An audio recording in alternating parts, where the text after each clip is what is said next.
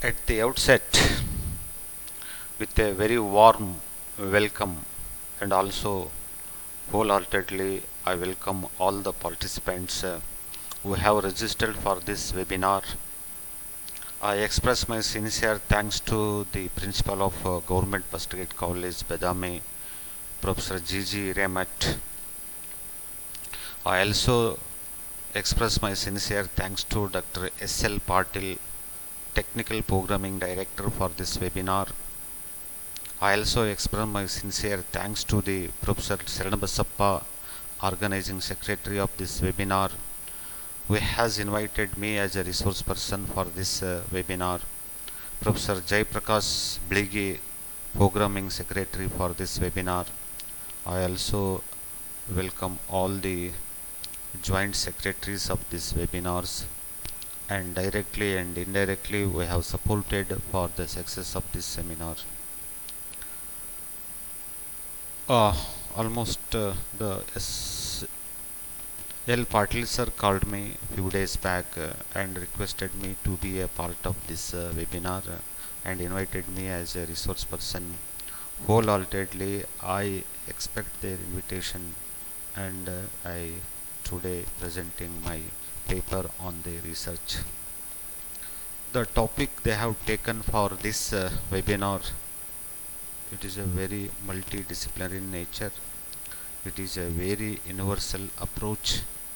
Almost all the faculty members and students at the degree college level and the PG level, at the university level, they should have a knowledge of research methodology.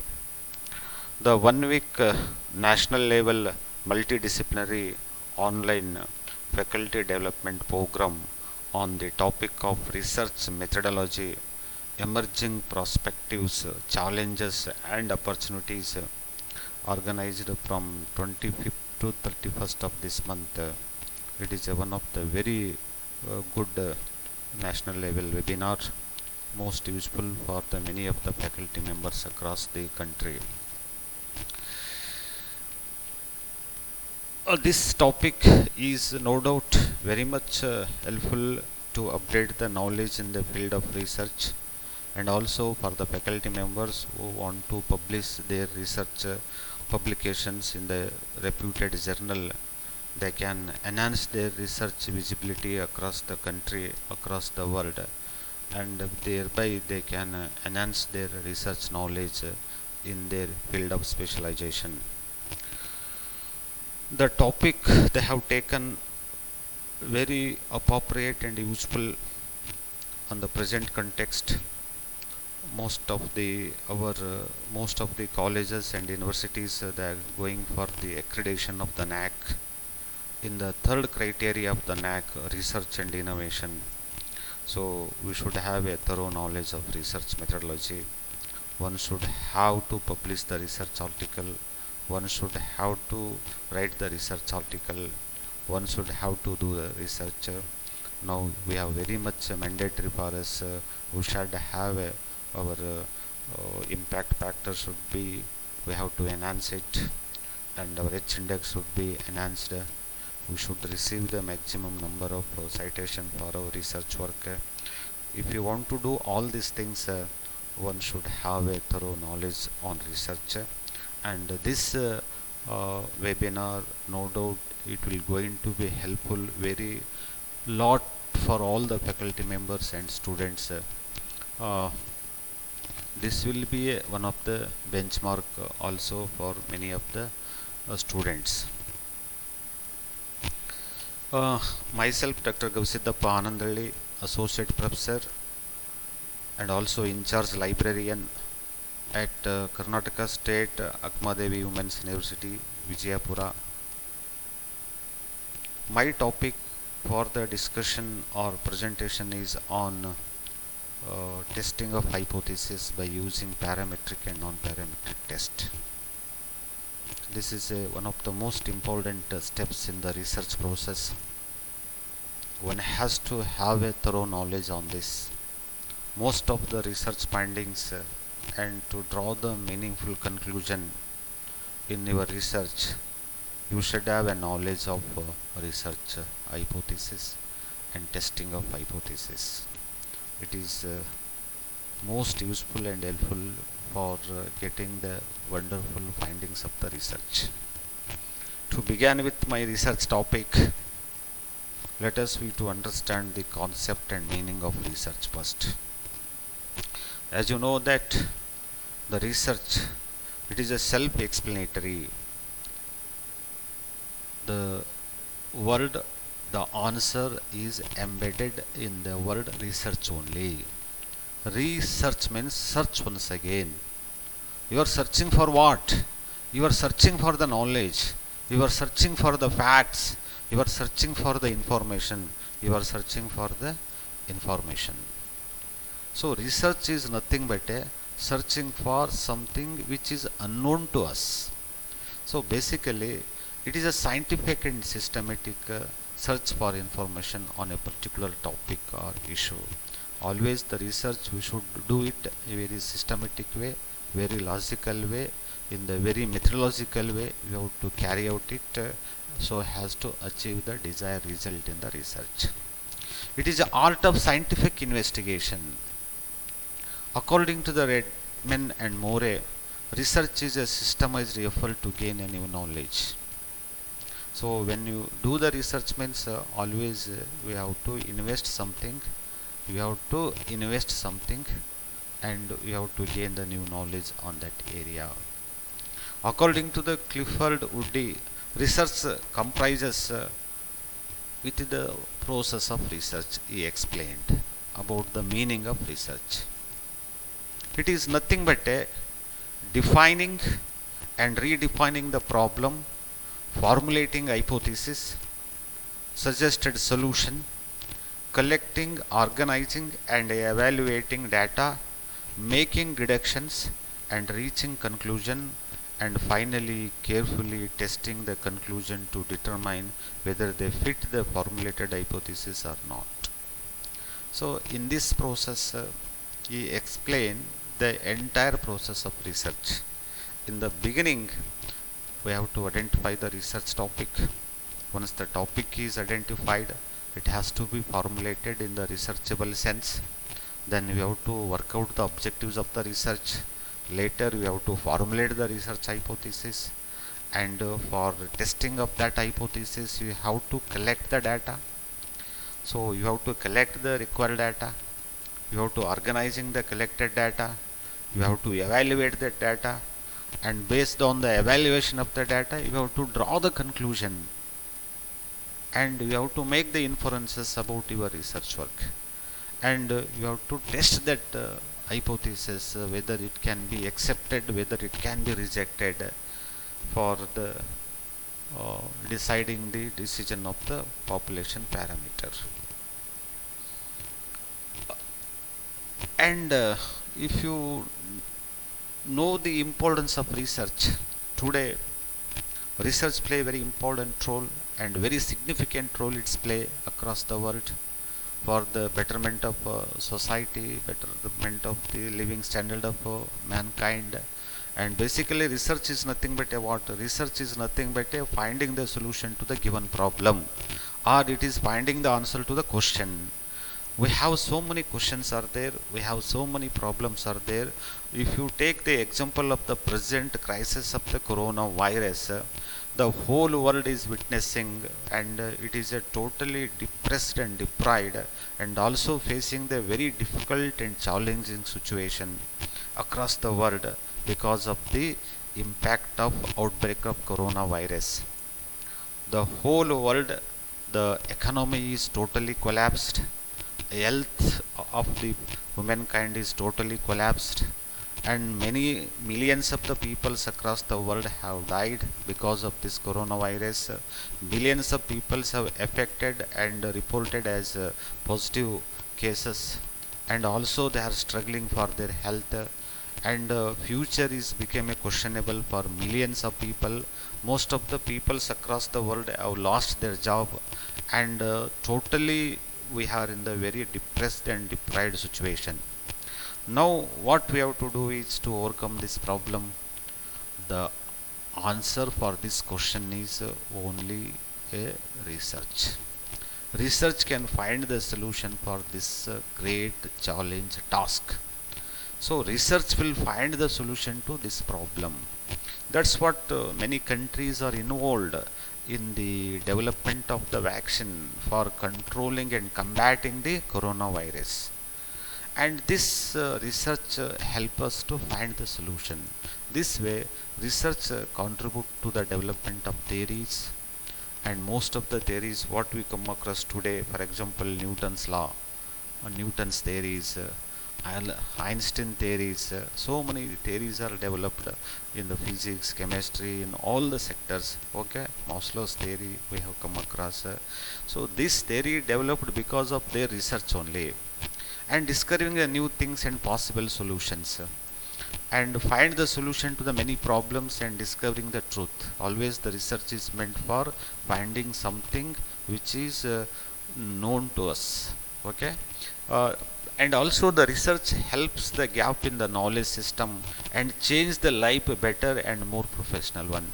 Okay, your research will enhance the quality of your life, and also improve the standard of living of the people across the world. Research must always be high quality in order to produce the knowledge that is applicable outside the research settings.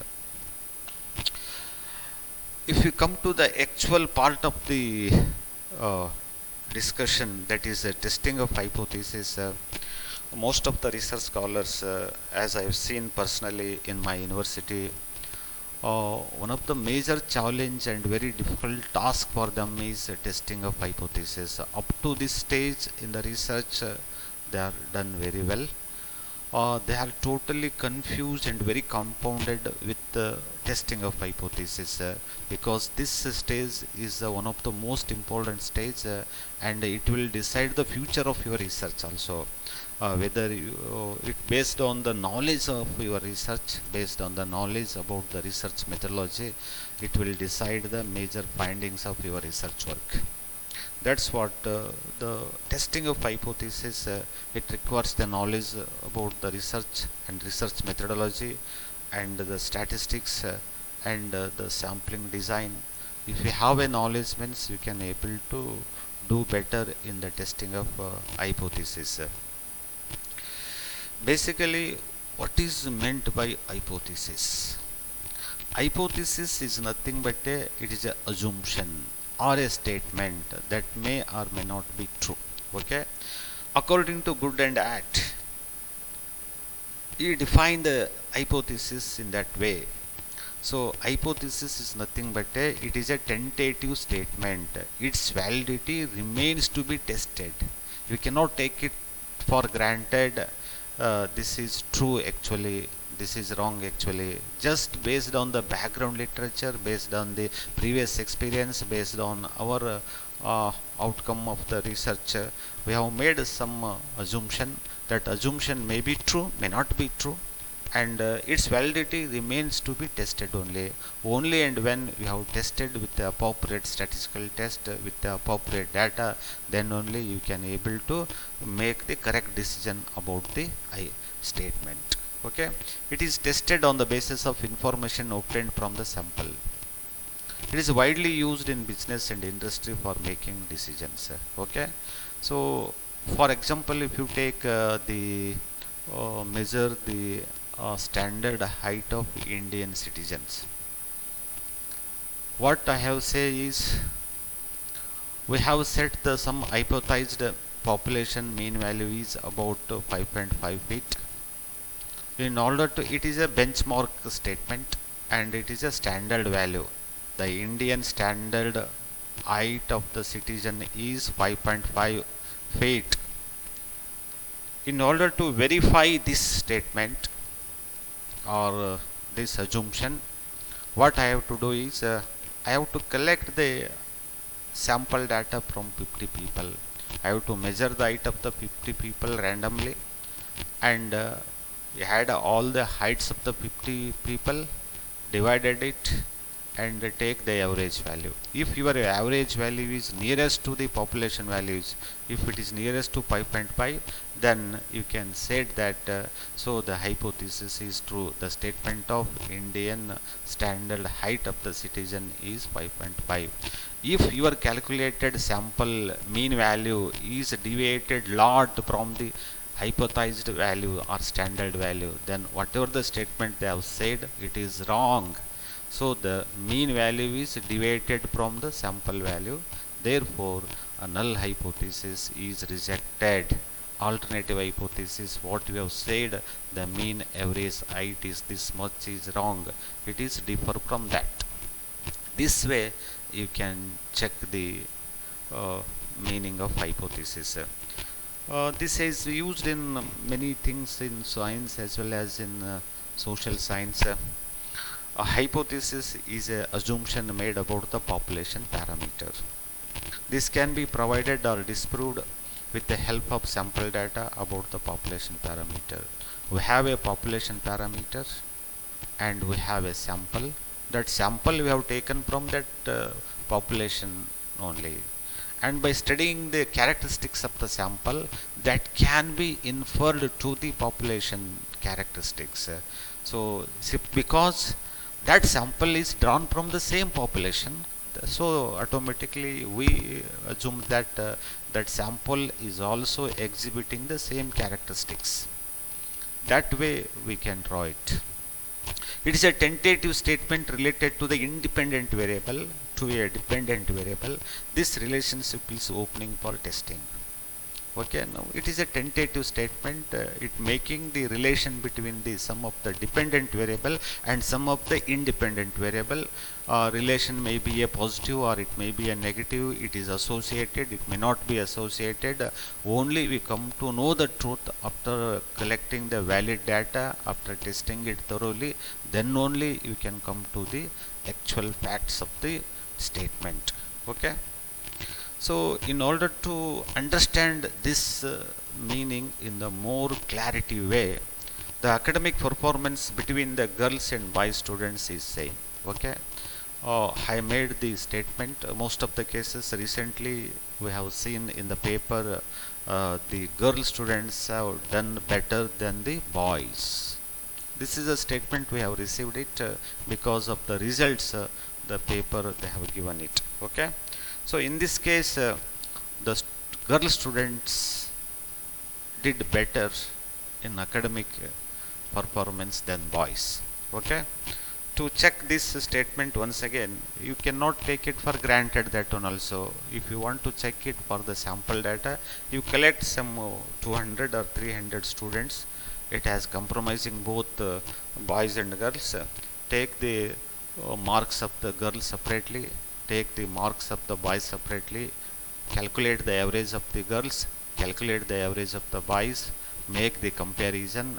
If the boys average mean is tending towards the girls, almost close, means the performance, you can say that they are of the same academic performance. If the boys performance is away from the girls mean value, then girls are doing better than the boys. In case in this situation, if the boys performance is much better than the girls, means then we can say that boys are doing better than girls in the academic activities. So it all depends upon the type of data we supposed to collected from the respondent. Okay. So it's play a major role in the research investigation because it give the direction to the researcher. Otherwise, the researcher don't know how to, in what way we have to carry forward the research. The research hypothesis will give the direction to the researcher. It's play a very major role in the investigation of research. The statistical hypothesis is a statement or conclusion or an assumption about the certain characteristics of population, which is drawn on logical basis and it can be tested on the basis of the sample evidences. Just in the statistical evidences, we make the comparison between the population parameter and sample statistics. Based on that, you can take the decision. The test of hypothesis means either accept or reject the hypothesis under the valid reason. Okay, you cannot take it for once you formulated the hypothesis, you cannot take it for granted this is correct, this is it is a benchmark. It may be true, it may be false. Either you can accept it or you can reject it. It all depends upon the how the outcome of the testing results are there. The test of hypothesis is based on the test of significance. The test of significance enables the researcher to decide either to accept or reject the statistical hypothesis. For example, to understand the hypothesis in the more clear and better way, one of the manufacturer company producing the bolt of different sizes and claim that not more than 2% of the bolts are not defectives. There is a manufacturing company is there, it producing the bolts of different sizes. Company claim that that company not more than 2% defective you cannot find in their production. So we have to verify the claim made by the company by searching and selecting the sample data with the help of statistical hypothesis. How you can do it? Companies producing the bolts of different sizes. What the company says, that company claiming that it is not more than 2% defective bolts are not producing in their production. Error is only 2%. In order to verify the claim made by the company, what I can do is, or the research can do is, you can select 100 bolts and test that bolts, measure it. Out of 100, if the 5 bolts are defective, maybe larger size, maybe some damages in the quality of the bolt production. If you find only 2 out of 100, then you can say that the claim made by the company is correct. Suppose whatever the sample you have selected about the 100 bolts, and in that sample suppose you have got 5 to 6 samples very defective, then the company claim is wrong. So now the percent is going almost about 5% or 6%, but the company claiming that it is only 2%. Therefore, it is far away from the company claim. So the hypothesis can be rejected. Whatever the claim made by the manufacturer company, then it is more than that. Suppose if you don't find any defaults or any defective bolts of selected sample, then it is a zero error. Then claim that even not 2% defective is not there. Therefore, the company claim of the 2%, it is less than 2%. That way we can verify the hypothesis. The new drug is more effective than the existing one based on the sample data. So we have a new drugs have almost produced, and the impact of the new drug is more than that of the old drugs if we do better way. Or the company wants to verify the effectiveness of the advertisement given through the print media and electronic media. Now the company, in order to enhance the sale of the production of the company, they have selected the mode of giving the more popularity for the production is they are going for advertisement. In the advertisement they have selected the two streams. One is print media, they have given the advertisement. Other one is electronic media, they have given the advertisement. Okay, now they want to see which media is more effective between the two, whether the sale is more going through the electronic media, impact of the electronic media is more on the sale, or the impact of the sale is more on the print media. They can compare it. Okay, so if the anything which is more means impact is more means automatically the company will select that particular mode only. Okay, this way we can make the hypothesis and draw the conclusion. Let us discuss about the characteristics of hypothesis. Hypothesis must be valid, try to explain the phenomena. Okay, it should be very clear, it should be very specific, and it should be testable. and there should not be any ambiguity in the statement. Okay, it may be there, may not be there, it can be done, it cannot be done, like that. It should not be there. The statement should be very clear, very specific, it should be testable, it should have a empirical evidences for the testing of hypothesis. It is always doubtful whether it can correct or wrong. Okay, whatever the statement I made, just now I made the defect is only 2%. It may be correct, it may not be correct. How you can do and arrive the particular conclusion? Only you have to collect the data, you have to test it and draw the conclusion. It is a transitory phase of research process and it is a provisional. Okay, you cannot take it for granted once it said that statement. Okay, it is a transitory, it is a temporary one, it is a provisional one. Okay, so its validity again to be tested. Okay, a good hypothesis is accessible to all. Any research can use it for his research work, for further interpretation of his research work. Empirical references, one should have to able to extract the original problem condition. So basic concept of related to the testing of hypothesis.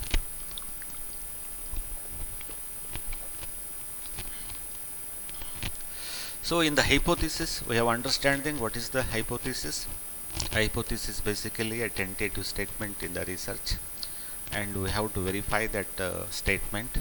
We have to collect the data related to that, basically consisting of the dependent and independent variable, whatever the claim we have made and the relation we have formulated between the dependent and independent variable, that has to be tested properly and authentically, and draw the conclusion based on the outcome of the result.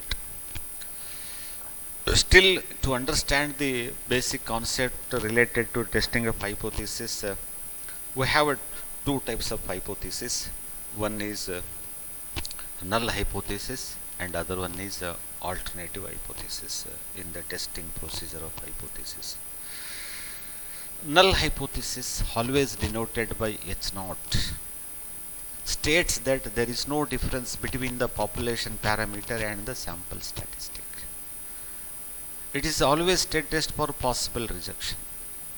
It says always no difference, no association, no relationship between the two variable or among any one of the variable. Null hypothesis, it is a self-explanatory. Null means nothing is there. There is a same.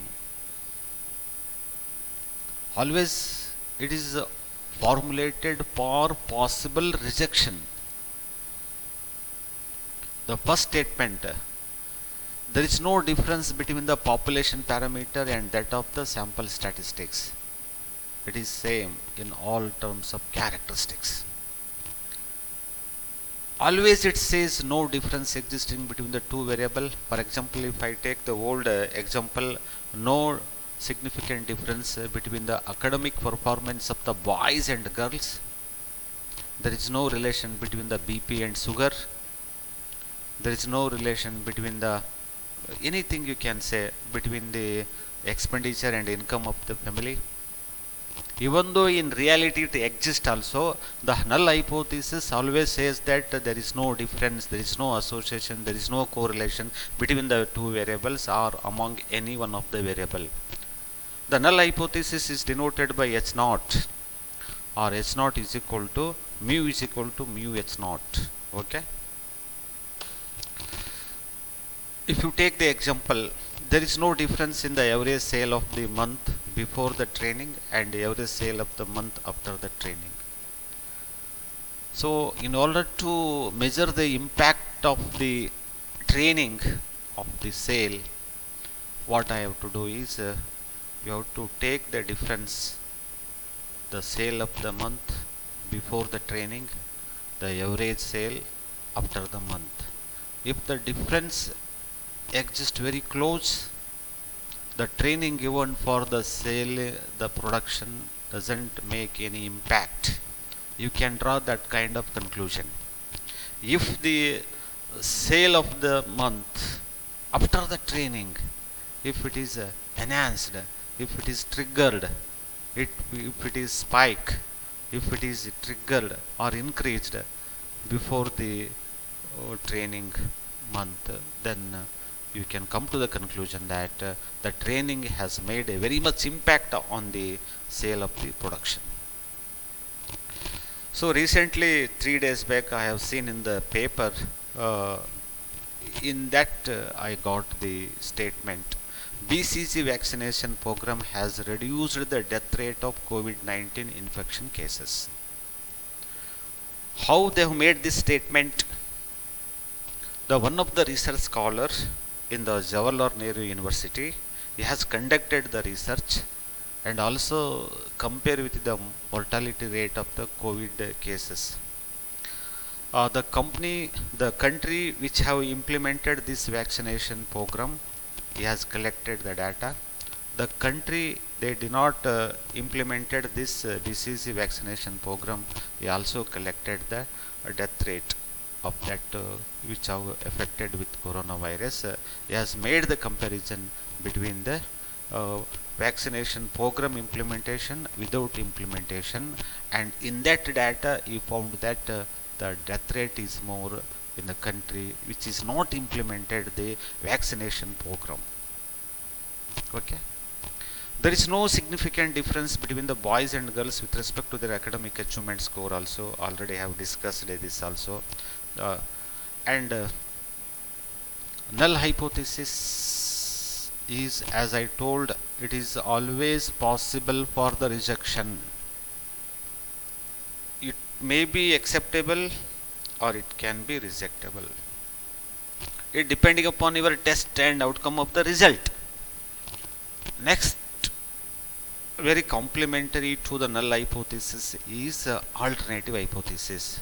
The rejection of null hypothesis leads to the acceptance of alternative hypothesis. The rejection of null hypothesis indicating that the relationship between the variable.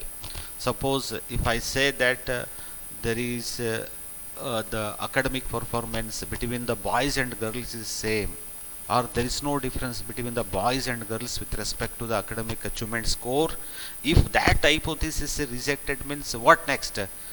If it is rejected, means you can come to the conclusion that there is a difference. One may be more, another may be less. Maybe girls are more academic score than that of the boys. That we call it as a alternative hypothesis. Always it is, states the relation between the two variables. Here boys and girls, gender is one of the variable and academic score is another variable, and it states the relation between these variables. It says always there is a difference, there is association, there is a relation between the two variable or any of the variable. Always it says, if it is totally opposite to the null hypothesis. If the null hypothesis says that there is no difference and this says that there is a difference. If there is no difference between the boys and girls, there is no difference between the expenditure and income of the family. Here it always says that there is a difference between there is a relation between the income and expenditure of the family. And also it states that there is a difference between the population parameter and sample statistics. And this H1 alternative hypothesis is always denoted by H1 or HA. Okay, H1 is equal to mu, population mean, is not equal to mu H naught. Okay, so not equal means what? So this if it is not equal means it shows that this is a non-directional hypothesis. So here mu is equal to population mean, mu H naught is equal to hypothesized mean or sample mean. Okay, you have to compare it. So it's just example. The population Indian standard height or the average height of the Indian citizen, as I told, its a benchmark is 5.5 feet. And if you collect the sample of 100 or 200 or 300, measure the height and calculate the average height. If you compare with that hypothesized mean, then you can take the conclusion. If it is nearest to the hypothesized value, the null hypothesis is accepted. If it is deviating from that value, it can be less than the standard value or it is more than the standard value. Example, there is a difference in the average sale of the month before the training and average sale of the month after the training. Earlier example only I will take uh, the average sale of the month before the training. So here training is nothing but you are going to impacting the enhancing the sale skills. That's all. Now what is your intention? I want to see the whether the whatever the 1 month training is given, whether it has made any impact on the cell production. So how you can do it? You have to take the average. Before the month of the training, you collect the average sale, and after the training 1 month you take this average sale and compare it. If it is a difference exists, then you can say that there is a the training given to the sales is made a most impact. It has made a more impact on the self the production. Okay, this way you can come to the conclusion in the hypothesis. There is a significant difference between the girls and boys with respect to their academic achievement also. So if it is not equal means girls may be more than boys, or boys are more than the girls in the academic achievement score. Suppose the average number of the students in the postgraduate class is 50, then the hypothesized can be expressed as follows. The h naught is equal to mu h naught is equal to 50, where the mu is the population mean, mu h naught is equal to hypothesized mean. You say standard values in this class, the standard intake of the class is 50. Maybe admission you have to take for 50. This year the admission may be near to the 50 or less than that, or plus or minus it may be. Okay, you take the standard deviation. Okay, where the population mean and mu h naught is equal to hypothesized mean. The alternate hypothesis can be stated if any of the three form. So that is h1 is equal to h1 mu is not equal to mu h naught. Okay, that class intake is not equal to 50. It may be more than 50 or it may be less than 50. It is obvious that when you conclude the null hypothesis, it has to be rejected, or we can automatically accept the alternative hypothesis. In the testing of hypothesis, if it is rejected means automatically what next?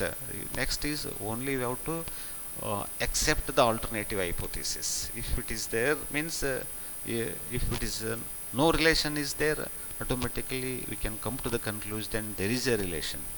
The hypothesis should be formed before the sample data is to be drawn and data to be collected. Okay, hypothesis has to be formulated before you have to decide the sample and collect the sample data.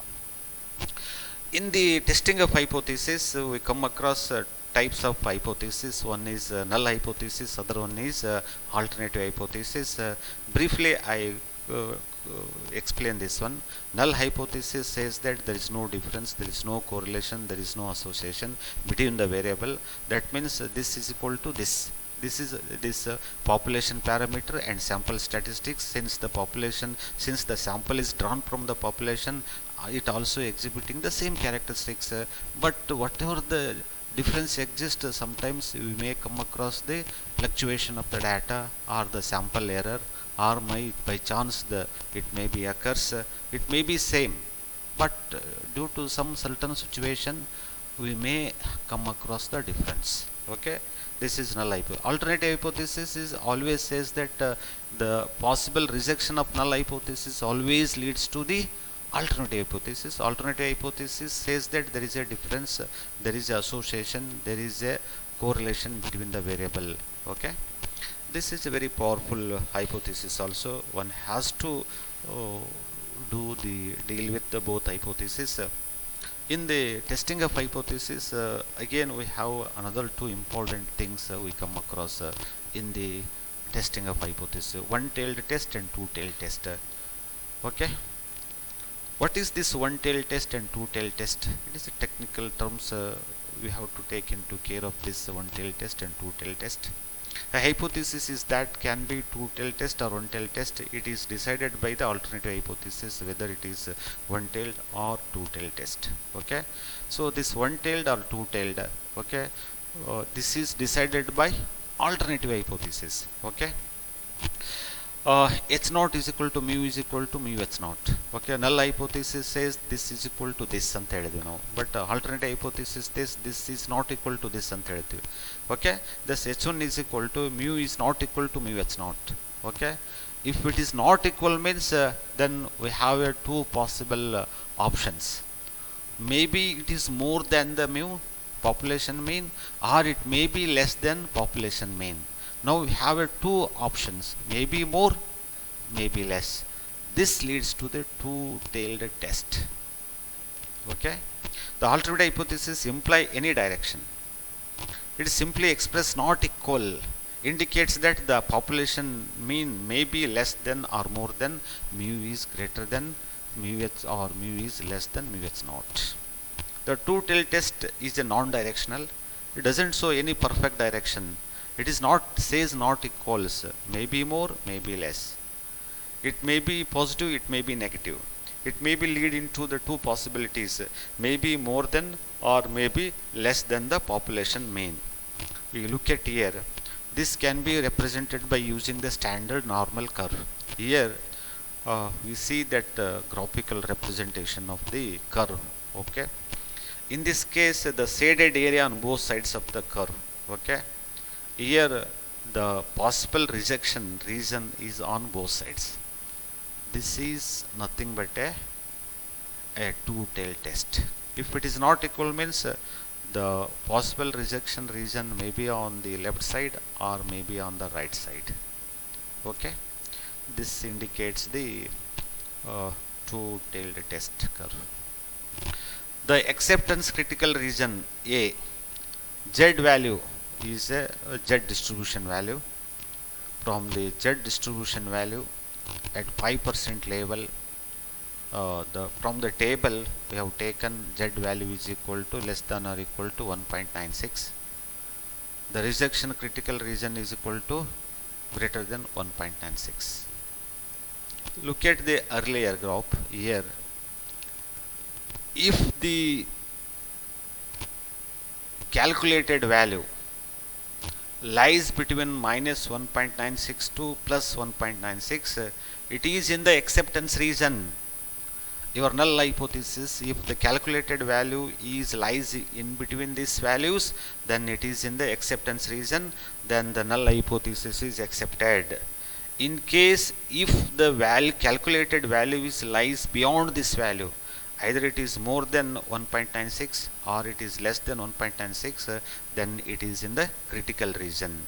Okay, if it is more than or less than 1 minus 1.96, it is in the critical region. If it is in between minus 1.96 to plus 1.6, it is in the acceptance region. In case of two-tailed test, the level of significance is 5%. Area under the rejection region is 0.05. Okay, so here we have tested for 5%.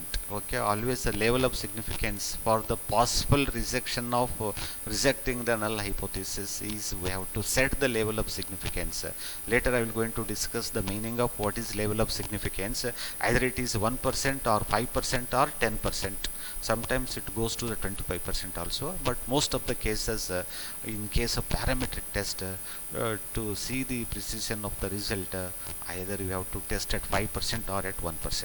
If the Z calculated value is greater than 1.96, the null hypothesis is rejected. You go to here, if it is a 1.96, more than 1.96 means the 5% has been equally divided on either side of the curve, 2.5% on the left side and 2.5% on the right side. Okay, if the values lies between this, it is acceptance region. If it is beyond this, it is a critical region. Okay, so the value is between 1.96 to 1.56. When the alternate hypothesis specify the population mean is greater than or less than hypothesized mean, the one-tailed test is also called as a directional test. If I say if the sample mean is greater than the population mean, then if it is greater than, the statements itself says that straight away you can take the decision the rejection possible curve lies on the right side of the curve. Okay, if the sample citizen average, if it is more than the population average of the height, then if it is more than means it is on the greater side, it is on the right side. For suppose the calculated sample average height of the citizen is 6 feet, the average national height of the citizen is 5.5.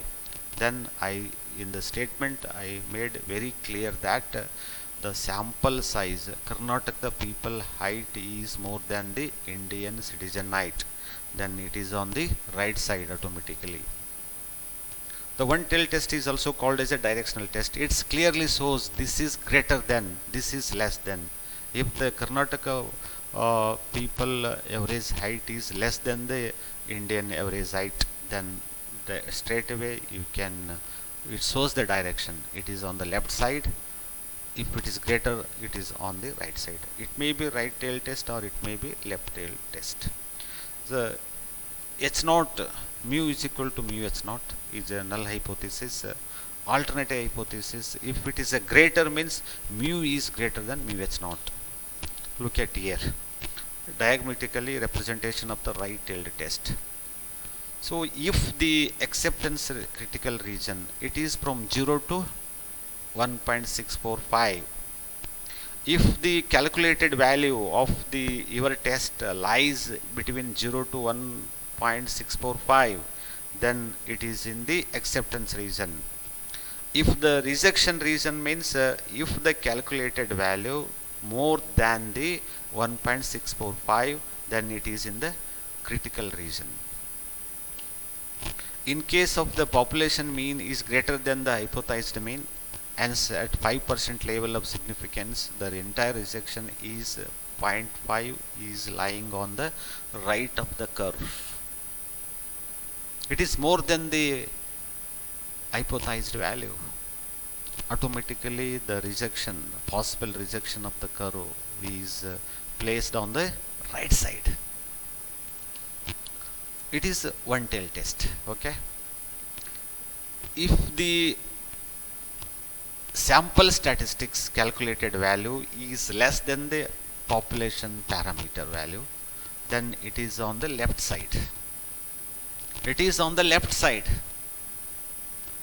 If the Karnataka people average height is less than the national average, then it is automatically lies on the left side. You look at this graph, you come to know the left side how it goes to fall. So that mu is less than mu naught. It is curve is possibly on the left side of the curve.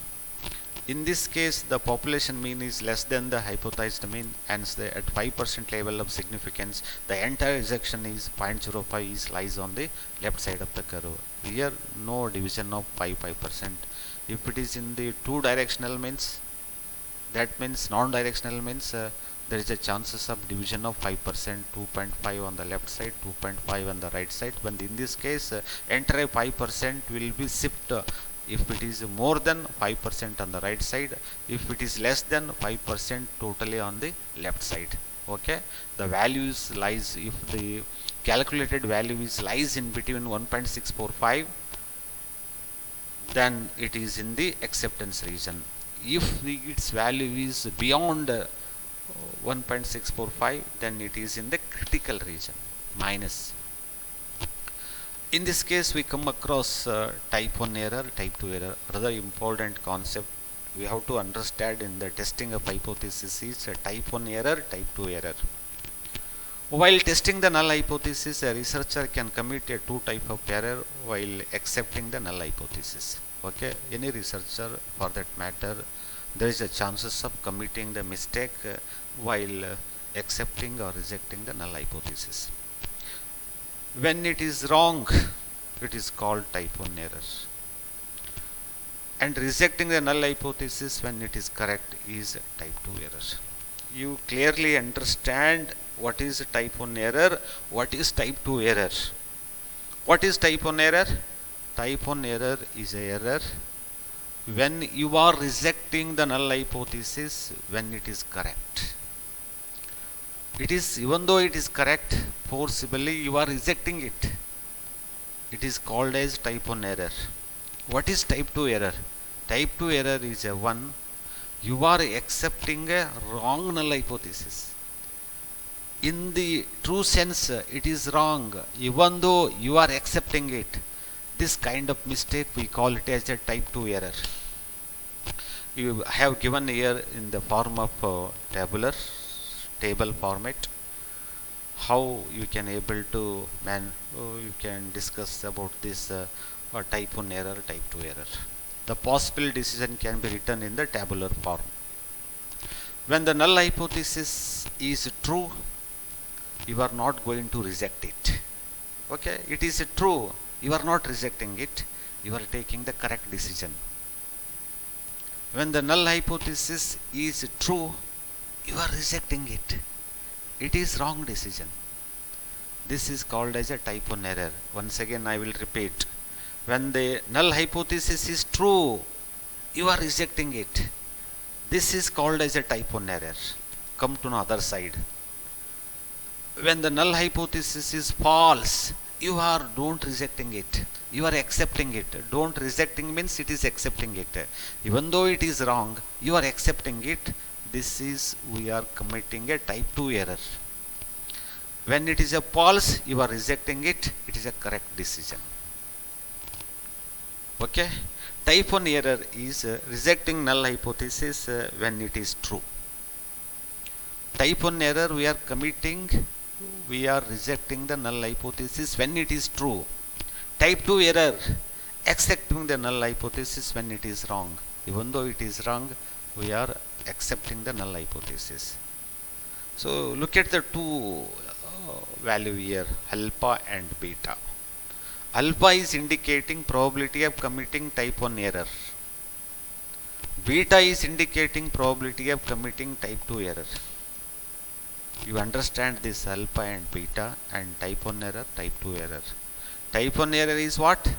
So as I told while discussion, while rejecting testing the null hypothesis, the researcher has a possibility of committing type 1 error and type 2 error.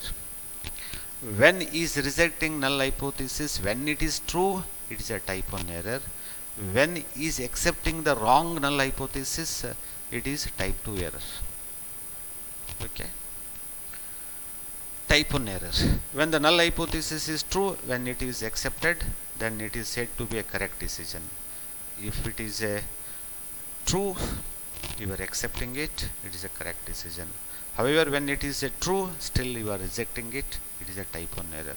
To understand the concept in a more clear way, it can be compared with the legal analogy. In order to understand in the better way the concept of type 1 error is what is this? So rejecting null hypothesis when it is true. When it is in the true sense, you are forcibly rejecting it. That we call it as a type 1 error. This we can compare with the analogy, legal analogy, in the court of law. A person is very innocent. The court declare him as innocent, then it is a correct decision. If the innocent person in the court by some mistake or by some force he declared as a guilty person, in the true sense he is a very much innocent, he did not commit any kind of crime, any injustice he not done it, but by somebody force or by some mistakes, by some documentary evidences, the court declare him as a guilty person. Okay, an innocent person is going to face the punishment. It is very unfair on the part of the law, and is convicted, then he called him as a type 1 error. Innocent person declare him as a crime and is convicted, he is punishable. because of the cold mistake he has to suffer. This kind of mistake we call it as a type 1 error. The probability of the type 1 error is known as a level of significance. It has to be decided in advance. The level of significance is 10%. Type 1 error is fixed at 10%. It indicates that there are about 10 chances out of 100 will be rejecting the null hypothesis is true. Andre out of 100%, 10% of chances we are going to rejecting the true null hypothesis. Or in the another analogy, in the while playing the cricket, the batsman actually is not out. Umpire declare him is not out. It is a correct decision. In the actual situation, actually the batsman is not out, but umpire is given out. In the true sense, he is actually not out, but because of the mistake of umpire is given out, it is a committing type 1 error. The chance of committing type 1 error can be controlled by fixing the significance level at the lowest level. Okay, if you giving the long level of significance, there is more chances of committing type 1 error. So as far as possible, we have to fix the level of significance at the lower side. Either it is 5% or 1%, so that committing the type 1 error is very less in the while testing of hypothesis. Type 2 error. When null hypothesis is wrong or false, then rejecting is correct decision. However, when null hypothesis is false, even though it is accepting, it is termed as a type 2 error.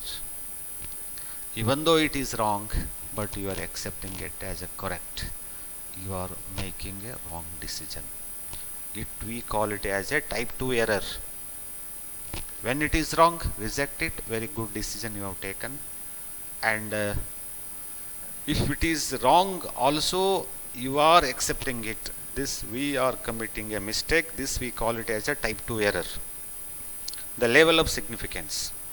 It is indicate the probability of rejecting true null hypothesis. It is generally fixed at 1%, 5%, 10%. Or sometimes it is at 25% also. It is usually denoted by alpha. The choice of the level of significance is made after assessing how much risk the researcher will be willing to take, what impact will have on beta risk. To reduce the probability of committing type 2 error, then the probability type 1 error should be high. Suppose we may fix 25% as a level of significance. There are 25 out of 100 chances of committing type 1 error. Look at here, we have to balance here both the type 1 error, type 2 error, label, beta value as well as alpha value. If you want to reduce the alpha value, that is level of significance, on the other side, indirectly the beta value will have more risk. If you reduce the level of alpha, level of significance, on the other side, the beta value have a more chance. If you increasing the level of significance, alpha value, and on the other side beta value on the less impact on it. So while you are testing, we have to manage both alpha level as well as beta value. So we have to design accordingly. You have to test the hypothesis. Power of test beta. So what is beta value? Beta value is nothing but type 2 error. We call it as a beta value. The power of test states how well the test is working. A good test of hypothesis would be one that rejects the null hypothesis when it is false, or lower the probability of accepting null hypothesis is the false. The good test should have high 1 minus beta. The value of beta should be 1 minus beta value should be high. The closer the value of 1 minus beta to 1, it is a good testing of hypothesis. Better is the test working. A high 1 minus beta ensure that the researcher has the best chance of rejecting the null hypothesis. Always beta and 1 minus beta. If the 1 minus beta value is nearest to 1 means the testing hypothesis is correct and there is a best chance of rejecting the null hypothesis. The power of test depends upon three parameters. Number one is significance level of the test, alpha value, either it is a 1%, 5% or 10%. Reliability of the sample size, what is the sample size of your, it is a 300, 400, 50 or 60 or whatever it may be. And the effect of the size, the difference between the observed value and expected value, that play very important on the uh, power of test. Formulate the hypothesis. The research problem should have defined very clearly, state the null hypothesis and alternative hypothesis. Before testing the hypothesis, the researcher should have to state very clearly and specifically about the hypothesis. Null hypothesis states that there is no chance, there is no difference between the two sample mean or between the sample mean and population mean. Whereas the alternative hypothesis states that there is a chance of difference between the two sample mean or between the sample mean and population mean. The researcher has to test the null hypothesis to accept or reject it based on the evidences. The alternative hypothesis is the opposite to the null hypothesis. Select the relevant test and probability distribution. These are the steps followed in testing of hypothesis. In this step, we have to select the statistical techniques and probability distribution. Which test we have to use for your testing the null hypothesis? Whether t-test or z-test or f-test or ANOVA test or chi-square test or sign test or Spearman test or correlation test. The choice of the probability distribution depends upon the purpose of the hypothesis test. The researcher should have carefully see how test statistics is computed with the sample distribution is followed. Whether the sample distribution follows the normal distribution, chi-square distribution, t distribution or z distribution. Choosing the critical value. The next step is the deciding upon the criteria for accepting or rejecting the null hypothesis.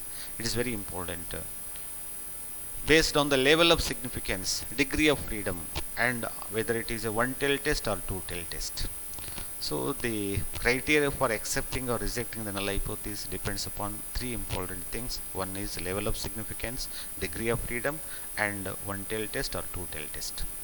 The level of significance should be specified in terms of percentage, either it is 1% or 5% or 10% or 5 or 25% of the significance level. States that if there are 5 chances out of 100 not accepting the correct null hypothesis. The choice of the correct significance level depends upon the cost involved and committing on alpha and beta error. Okay. So you have to see, in order to decreasing the level of significance, type 1 error, you have to enhance the sample size. If sample size is more, automatically the chances of rejecting the null hypothesis is less. But at the same time, you should see that the cost associated with the sample size is also very important. You have to keep in that also in your mind. The choice of the correct significance level depends upon the cost involved and committing on alpha and beta error. The degree of freedom refers to the free data used in the calculating the sample or test statistics. It can be represented by df is equal to n minus k. Okay, where n is the sample size, k is the number of linear constraint. Okay, the degree of freedom is always, it depends upon df is equal to n minus 1 if it is a 2 constraints in the sample. If it is n minus 2, n minus 3, how many constraints are there, that much we have to minus this total size of the sample. And fourth step is collect the data and test statistics. Next stage involves the drawing in a sample and collect the data using the data collection strategy that suits the purpose of the study. From using this data, test statistics computed. Compare the test statistics and the critical value. This is a critical test where the test statistics computed earlier is compared with the critical specified value. So a very important step in this case, whatever the calculated value we have, that we have to compare with the table value with the appropriate level of significance and degree of freedom.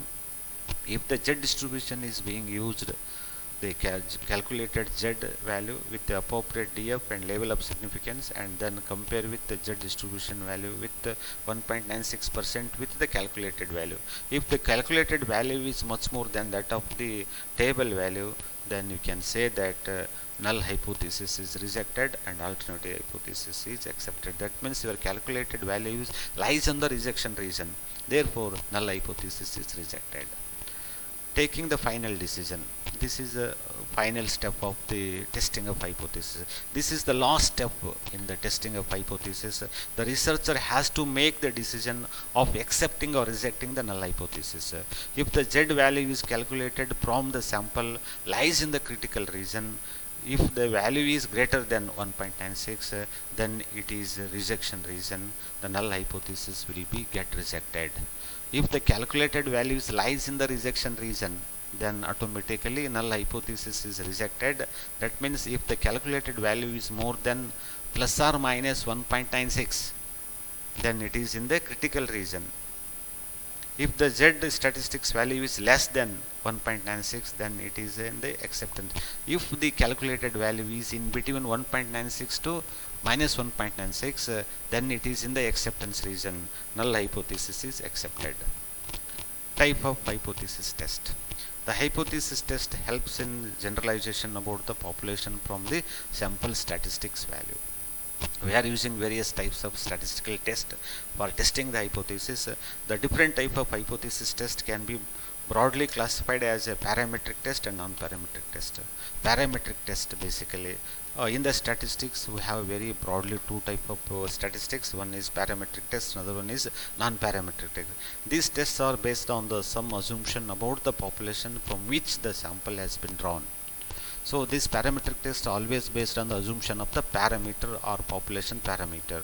These assumptions are with respect to the sample size, type of distribution on the population parameter like a mean, median, mode, like this. The standard deviation, etc. The most commonly used parametric tests are Z test, T test, chi-square test, F test.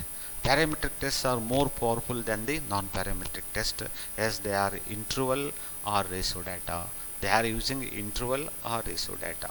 They are very powerful and we can draw many outcome of the statistics can be done on this. Characteristics of parametric test. Samples should be drawn independently. They normally follow the normal distribution. The given data should be distributed normally. They require an interval or ratio measurement scale so that arithmetic operation can be performed. Let us take a Z statistics. Z is used for judging the significance of mean and proportion. Z is used for T distribution, binomial distribution or Poisson distribution.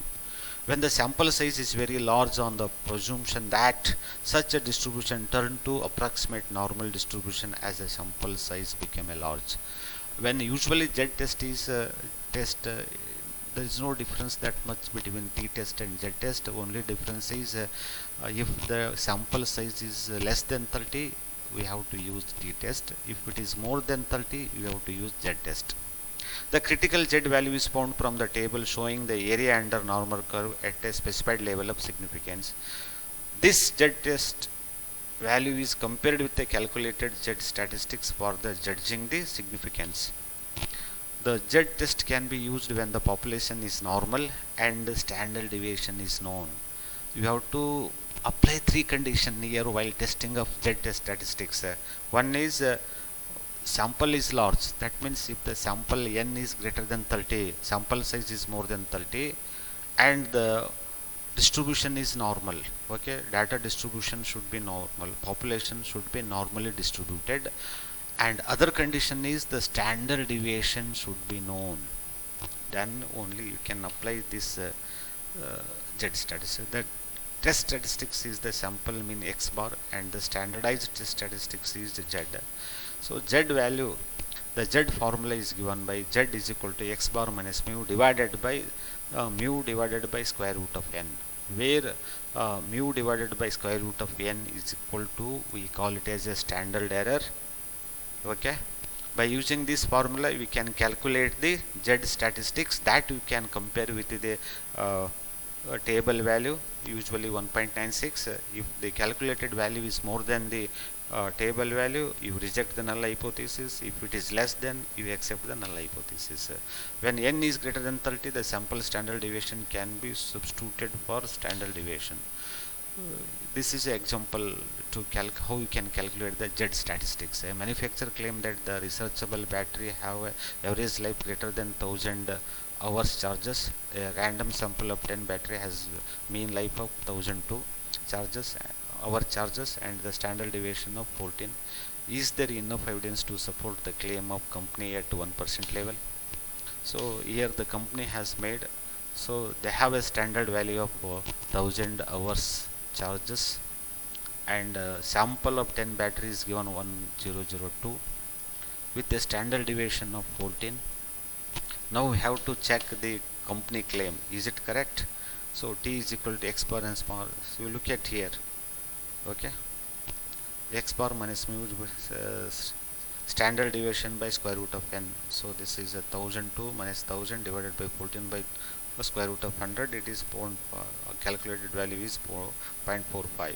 Okay, then we can take the decision that the calculated value is less than the 1.96. Therefore company claim is almost correct. Okay, it is on and average it is a 1000 hours charges capacity. Next one is a t-test. The test is a univariate test that uses a t-distribution for testing the sample mean and proportion. When the size of the sample is small, if it is less than 30, t-distribution is symmetrically bell-shaped curve. The variance of t-distribution approaches the variance of standard normal distribution. As the sample size increases, the t-distribution for the mean is a statistical test for population mean. The t-test can be used when the population is normal or nearly normal.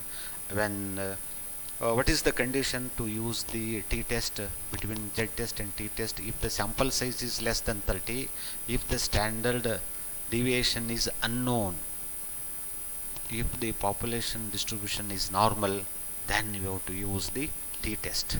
T-statistics is the sample mean x bar and the standardized t-test is t.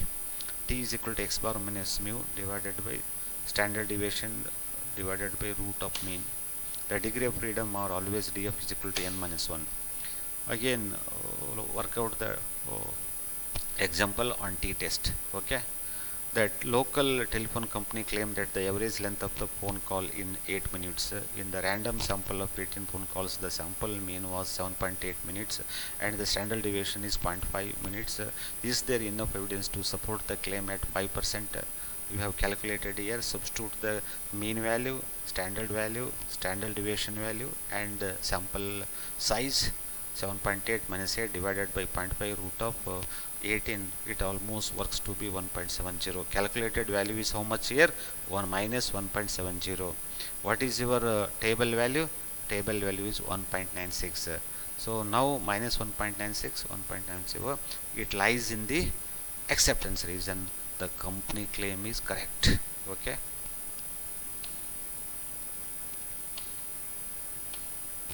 F-test is based on the F distribution. It is generally used to compare the variance between the two set of observations. Here we have to, in the earlier Z-test and T-test, we are compared to use the mean value, but in case of F-test, we have to compare the variance values. F distribution is a frequency distribution that uses two set of degree of freedom. One is numerator, other one is denominator. ANOVA is in case of using F-test to compare the variance. Next one is chi-square test. The chi-square test is used for testing the relationship between the two qualitative variable, association between the exposure to the mass media and use of public service utilities is one example. The chi-square test, even we can take many example. The association between the gender versus the type of school also, and we can see the so many things. Gender versus caste wise distribution, income versus caste, occupation versus other things, we can see it. The chi-square test based on the absolute number, not percentage. Minimum cell value should not be less than 5. Use Fessel test for small sample. this is the procedure for calculating the chi-square test. Level of significance is set at 5%. Collect the sample data. Calculate the chi-square test by using the formula observed values expected value divided by expected value. Observed frequency, OI means observed frequency, EI means expected frequency. To calculate the expected frequency, you have to use this formula: row total ith frequency into column total ith frequency divided by grand total. You get the expected value of each value. Non-parametric test. These are the distribution pre-test. These are totally free-form distribution, as they are not depend on the assumption regarding the population distribution. They test the hypothesis on monominal and ordinal. The chi-square test or non-parametric test uses either nominal data or the ordinal data. They lay less emphasis on the assumption. The chance of committing type 2 error, that is accepting the false null hypothesis, are high. However, compared to the parametric test, they are quick and easy to perform. The non-parametric test is the only option for the nominal data and sometimes ordinal data. The sum of the non-parametric tests are sign test, Mann-Whitney test, Kruskal-Wallis test, Wilcoxon test, Spearman correlation test, Kendall coefficient test. These are the tests we have discussed so far. With this discussion, I am going to conclude my presentation. Once again, I thanks to the organizer of this webinar, especially thanks to the principal of the Government Degree College, Badami. Also thanks to the organizing secretary, especially the Srinivasappa, and also the Dr. S.A. Patil sir. They have given the opportunity for me to present, and invited me as a resource person for this webinar. Thank you so much.